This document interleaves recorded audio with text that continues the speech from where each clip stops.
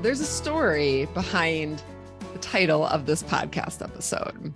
It's a little bit of a winding story, but I promise it's going to get you to exactly where you need to be if you were attracted to the title of this podcast episode. So I first have to tell you that I was totally stuck on what to talk about for this podcast. I am now down to the day where I really needed to record it so that it could be released at the time that I wanted to release it. And I was just like coming up empty. I was coming up totally empty, and I didn't know why. This is not normal for me. Normally, I have a whole plethora of ideas, but my list of ideas didn't sound good, and just nothing was coming to me. And I didn't realize why until this morning. This morning, two things happened. One was the realization of the blocker getting in the way, and the second one was the inspiration for this podcast episode. The first thing I realized as I was journaling this morning before I started working and doing anything was that I was shoulding myself about the title, about the topic, about everything I was supposed to do for this podcast episode, because we're in the middle of the pre-sale. And when this is released, we'll be in the last week of the pre-sale for Grounded Wildness, when you can still get all the freebies and goodies that go along with that during the month of May. And I was shoulding all over myself about what this podcast should be about to attract you into Grounded Wildness, to hopefully make you feel its power and want to reach out and buy a copy for yourself, buy a copy for all your friends, whatever it may be. I was feeling all of this should of like, what can I say that will bring you in? What can I say that will intrigue you? What can I say that will help you to feel grounded wildness and make you want to learn more? It was all of these shoulds, but what I should do in order to make that happen. And let's get real. Should never leads to inspiration. Should does not lead to being authentic and speaking from the heart and connecting to your heart, which is exactly what I always want to do, whether I'm in a podcast or a social media post or speaking in front of an audience. I want to speak from my heart to yours. And that does not come from a place of should. Authenticity does not come from a place of should. Connection does not come from a place of should, unless we're maybe connecting around the shoulds that we feel in our lives, because they are real. So I realized I had to let go of should and instead be open to inspiration, which amazingly showed up about 45 minutes later. It was related to a LinkedIn post where, interestingly, I had also put a whole bunch of shoulds onto myself, because this is what happened. Yesterday, I went on this just like an amazing day yesterday. I spoke on creating your own rules for success for a leadership development program I facilitate for a company. And of all my speaking topics, creating your own rules for success it's personally my favorite, because it can really, we dive into those rules that you are following, those rules you've been handed, all those shoulds in your life, and take a step back and say, okay, what do you really want to follow? Like, what's your definition of success? And we actually start to create that definition of success and a whole new set of rules to live and work by, all in a 45-minute or hour. This one was 2 hour because it was more of a workshop style session. Like, it can be pretty eye-opening and life-changing in a really short amount of time. And that's personally why it's my favorite, because it's a topic that once you know about it, you can continue to have realizations and notice things and awareness and keep taking that in well after the hour that we're together. So that's how my day started. It was amazing. And then I went on a hike in the afternoon, and it has rained like literally every day for a week. And in that week, we've only had like a day and a half of sun, which is not normal around here in Colorado. It's a very sunny place. And I will say, on Monday, I was feeling quite blah with all of the gray, but then Tuesday, yesterday, the sun came out and I went on this hike, and the flowers had just exploded because of all of the rain, and the flat irons around Boulder were like the greenest I have ever seen them. It was just stunning. Like, it was absolutely stunning. And then I came home and I was cooking my dinner, and suddenly there was this downpour, but the sun was out, and I was like, I bet there's a rainbow. So I went to the east facing side of my house and there was this gorgeous double rainbow across the sky. So I wanted to post about that. I wanted to post about the session in the morning and this picture of the flat irons on my hike. And again, I was feeling this should, because I was like, oh, I should talk about creating your own rules for success. And then, say if you want to be breaking the rules in your life, if you're an overdo or overachiever, check out my first book, An Overachiever's Guide to Breaking the Rules. If you want to learn how to break all the rules that have kept you constricted and small and tight and feel like you have to hold your breath and the shoulds and supposed to, then go to the pre-sale for Grounded Wildness. And there's nothing wrong with any of that. Like, I'm a business owner and I need to sell. I need to tell you what I offer so that in case you want it or need it, you know what's there and you can get it, whether it's you as an individual, your company, whatever it is. So I do need to talk directly about what I do, like all business owners do. But for whatever reason, that just felt like, oh, I'm like tying in this thing. I'm taking the super authentic experience of being out on the hike and the magic and leading the session, and then like shoving in the sales point around the two books. And it just didn't feel right. I don't like it when I read other people's posts that are like, oh, this beautiful thing happened, and now I'm going to connect it in exactly to the thing that I offer. And it takes something that feels authentic and makes it feel inauthentic. And I don't like that. And so I took out the inauthentic parts of that post and I just shared about the hike and the session. And it was a beautiful picture with the flat irons and wild irises, and this butterfly had landed on one of the irises. I mean, like, it was pretty magical. And here's where the inspiration came in. A woman commented about how much she loved Colorado and was hoping to get back there. And I thought she just meant visiting because, Colorado's a great place to visit. And so I mentioned that, and she's like, yeah, keep your eyes open for any job opportunities, because like, I'm really looking to come back. And she said this all publicly, so I feel comfortable sharing it with you on this podcast. And I thought, yeah. And she said in that post, like, that she can feel the mountains calling to her. And I thought, I know what that feels like. There were times in the years before that I moved to Colorado, when I was still in Minnesota, where I could feel like my entire body moving towards the mountains, like this actual pull to come to Colorado for years. And I didn't follow that, because here's what my story was. I lived in Colorado for a year in 2005, 2006. I planned to stay, but I got into a grad program back in Minnesota. I changed my mind about what I wanted to do for graduate school, and I could still get in-state tuition in Minnesota. So I moved back with the full plans that I would come back to Colorado immediately after my 18-month graduation, or after graduating from grad school. And then I applied for jobs in Colorado and Minnesota and a few other places. And I got an amazing job in Minnesota, working for a great company. And I was coordinating global leadership development programs. It was a super unique job. I was working with top leaders. I was getting to travel to Latin America so I could use my Spanish. I was working with customers. Like, it was a really, really unique experience. And I learned a ton. And I said wholeheartedly, yes. And over the next 8 years at that company, I continued to get great job opportunities. I got to go to Australia for a year, and still, during those 8 years, there was this occasional pull to come back to Colorado.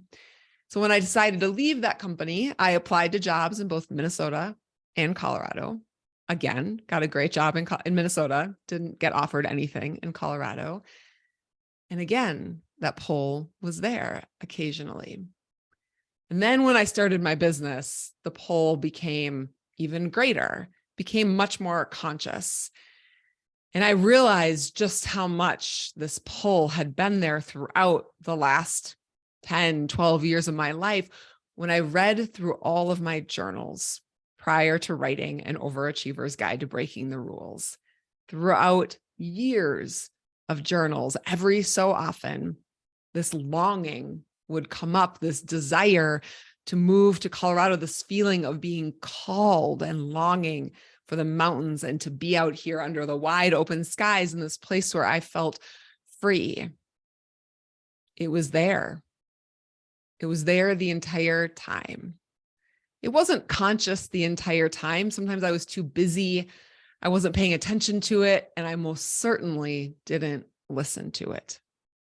And this was true when I started my business, even though it became louder, like that call and that longing became louder. But so did the voice telling me, Heather, that's stupid. You should not move to Colorado. Like, all your business contacts are in Minnesota. At that time, I was speaking mostly in person in Minnesota. Like, this is a terrible idea. This is a terrible business idea. And yet, the longing persisted. Pandemic helped to make that decision because I knew, at least for a while, that everything was going to be virtual. So I wouldn't have to deal with the in-person thing, at least for a while. But I finally, 14 years, at least, after leaving Colorado for the first time, I finally paid attention to that longing, and I moved back. And I immediately felt that longing fulfilled, felt this gap or this thing inside of me that I'd been feeling for so long, but not listening to, not heeding, essentially shelving my longing, putting it on the shelf because I didn't think it was smart. I didn't think it was a rational idea. It didn't make sense to me. I was getting good jobs in Minnesota, and I don't have any regrets. Minnesota was my home. It still is my home to a certain degree. Colorado just gets to be another home. So I don't have any regrets. And I'm also really glad I didn't wait any longer to fulfill my longing, because there was a hole, that longing that was inside of me that would not have been satisfied until I picked up and moved here, which I did on October 1st, 2020. And even though this was the middle of the pandemic, I knew a few people here, but I didn't know that many. So it was like not going to be an easy time to meet new people. Shut up in my home by myself. And it was also the worst wildfire season on record. So the day that I drove to Colorado, from Minnesota to Colorado, I was coming in off I-76, which connects essentially Nebraska to Denver. As I was driving across the prairie towards the mountains, not only could I definitely not see the mountains, but I essentially drove into a wall of smoke.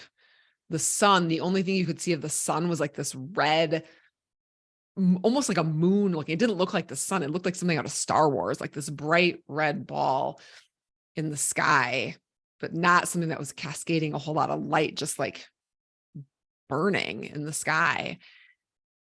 And even though both those things were true, I felt at home immediately. I was in an Airbnb that I was renting. I wasn't even in my own place. And I felt at home immediately. I felt this longing that I had shelved for so long finally met. And that's the question that I want to pose back to you today. The title of this podcast episode, which is, what are you longing for? What are you longing for? Maybe it's something that you've been shelving a long time, like I have, like I did with moving to Colorado. Maybe it's just a little whisper behind your heart. Maybe it's just a question. You're not even quite sure what the answer is, but you feel a pull towards something. You feel a longing. And I love this word longing because it's deeper than just what do you want? Like, what do you want is kind of surfacey. Longing is deep. Longing gets to the heart of your soul. It's desire. It's that deepness. It's what is aligned to you, what you truly desire, what you truly want beneath all of the other things, beneath the should and supposed to. It is longing. It's like, what is your soul craving? What are you reaching for? That could be in relationships, that could be in work, that could be in moving, that could be in some creative project you want to try. There's a million different answers to that question of what are you longing? What are you longing for? But it's a question that we don't often ask ourselves or give ourselves permission to truly listen to the answer and then maybe even explore it and follow it. but that longing means something. It is worth paying attention to. Even if you can't fulfill it in the exact moment, that longing is still worth paying attention to because it is your truth. That longing is part of your truth. So recognizing it, leaning into it and listening to it and following it when you can, and challenging it if you say you can't, because there is a million different rules that we are taught that tell you not to follow your longing, not to follow your intuition, logic. This is a dumb idea. I'm going to impact other people. I'm going to disappoint other people. I mean, just like the list goes on and on. And still, that longing means something. It is a part of your truth. It is aligned to who you are. And when we just continually ignore your longing, you are ignoring a part of who you are. And that is damaging to your soul when you continually shelve a part of who you are and ignore what you are longing for. So I'm going to ask you that question again, and I want you to just like let it sink in and see what comes up. What are you longing for? What are you longing for? What bubbles up when I say those words? And give yourself permission to just let it be there. I'm not going to give you some 3-point strategy to like explore it and go follow that longing. Maybe I will at some point, but really today is just about the question. Because sometimes the question is the thing. It is the most important thing. It is the place to start, is by simply asking the question and then giving yourself permission to listen.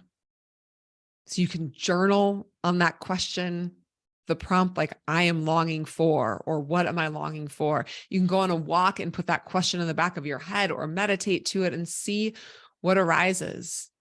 Give yourself permission to listen to your longing. And I also want to point out, if the main answer coming up for you is sleep or rest or space, and you might be thinking, okay, can't I long for something bigger or more important or deeper than sleep and rest and space? The answer is probably not in that moment. that is so important. A longing for sleep and rest and space is something that hopefully you can start to fulfill immediately. I know I absolutely crave, particularly space, because sleep, I'm usually like, I get tired and then I sleep, but I really pay attention to sleep. Like I made a priority like 5 years ago. My entire life changed. It was a good thing. So sometimes I get tired, but I pay attention to it pretty quickly. So it's not usually a longing. But space, if I've been busy for too long, or I just haven't had time to ponder things and get inspired and have like new ideas bubble up, which as anyone who's doing big picture thinking, like you need some of that space, I will start to crave it. I will crave just like sitting on my patio, going for quiet walks alone, just like doing nothing. And when I mean doing nothing, like literally like laying on my floor or sitting on my patio, not reading, not listening to music, just sitting there, or maybe writing. And that's it. So I will crave that. I know when I need it, I will crave it. I've actually been craving it lately, and I'm working my way into, it's already starting to fulfill it a little bit, and I'm going to work my way there even more.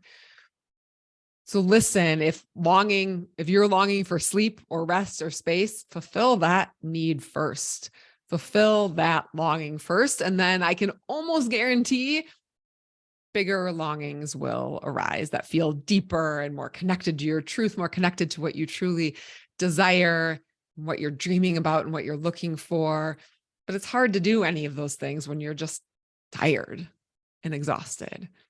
So if you're longing for sleep, for a nap, for rest, for space, fulfill that longing. It's just as important as any other type of longing that you are wanting, or that might be below that initial need.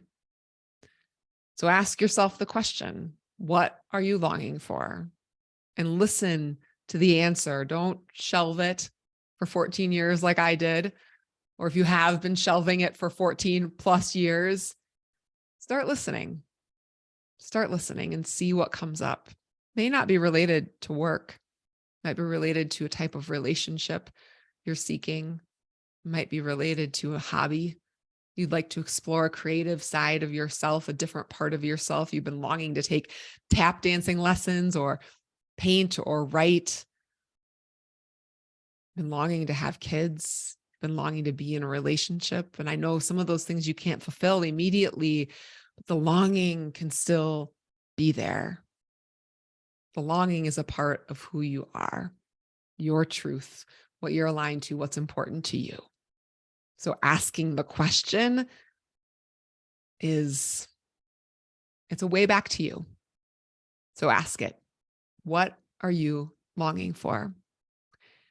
And now I would be remiss if I did not mention that we are 1 week, if you're listening to this when the podcast comes out, the pre-sale launch for Grounded Wildness with all of the fun bonuses and freebies.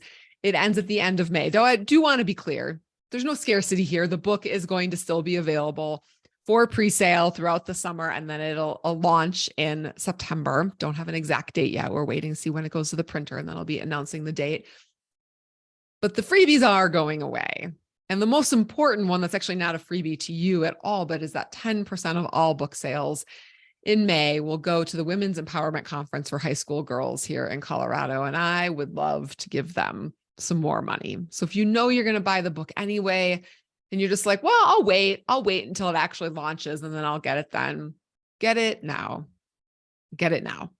Because then you'll be getting that. And then there's a bunch of cool things for you too. So you'll be entered into a raffle. I'm giving away 3 one-on-one, 1 hour free coaching sessions to get coached on whatever you want to get coached on. I'll give you some more directions so you aren't just like, maybe it's on your longing. I don't know. Who knows? But get coached on a challenge you're facing at work, an exploration, a challenge you're facing at home, whatever, boundaries, million different possibilities there. You also get invited to an exclusive Q&A and interview with me so you can ask me questions about the book, about how it relates back to you. And you'll get the book. I'll send them out 2 weeks before the official release date. So you're going to get them before anyone else out there, before the book is even launched. You'll get your copy of Grounded Wildness. So go take a look. It's heatherwhelpley.com/grounded wildness. That's where you're going to get all of the info. You can read the introduction to the book there. You can read a bunch of endorsements from people who've read the whole thing. And you can buy your copy, multiple copies, whoever you want to get a copy of Grounded Wildness for. It's all right there on heatherwhelpley.com/grounded wildness. So go check it out. It will also help you tap back into yourself and your longing to listen to that knowing that is alive inside of you, that grounded wildness that's simmering beneath the surface, but that just gets squashed down. It gets squashed down by the rules and should and supposed to, and feeling like you're supposed to show up in a certain way, or feeling like you're too much, or that you shouldn't be too demanding with your longings, or you should just be grateful for what you have, and just all of it that needs to be broken, because you are allowed to long for something that's deep inside of you. I don't even want to use the word bigger, because it's not bigger, it's deeper. You are allowed to long for what is deep within you. And Grounded Wildness will help you get there. But in the meantime, just start asking yourself the question, what am I longing for?